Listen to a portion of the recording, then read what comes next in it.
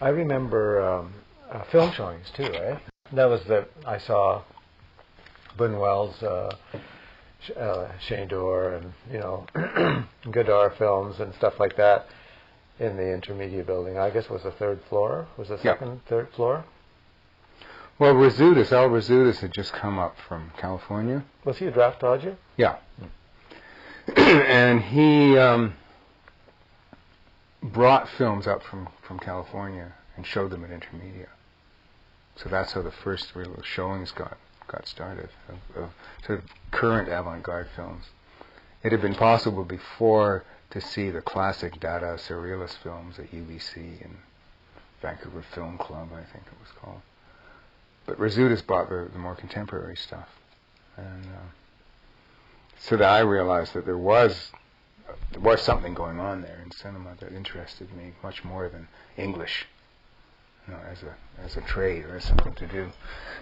So did Razutis actually own copies of these films? No, he'd rent them. No, he rented them. So he knew where to rent them. Yeah, he knew where to rent them. So where was he coming from? Was he a filmmaker? He was coming from science, really. He'd studied, I think, chemistry and physics and things like that in the States, and probably in LA, and got disillusioned with everything, and particularly with the war in Vietnam, and had come up to see what he could do up here. So he wasn't necessarily making films. He was making films too. Yeah, he was. We were both kind of about the same point in our filmmaking careers. Development. Both trying to figure out what to do, and both quite naively, I think, exploring the possibilities of film. And I say naively as a positive thing, and because I always say I'm very fortunate that I didn't go to art school or didn't go to film school, because I was able to go in and make things which people would have told me were impossible to make, out of this blessed naivety, really.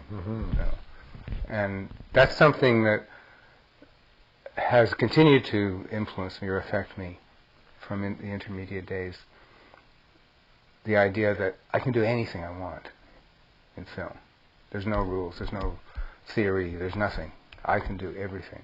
And I have the confidence to do everything now from those intermediate days. Right. Because intermediate was really my art school. Since I didn't go to art school, spending 4 or 5 years working with intermediate people taught me all I needed to know at that point about art and art making.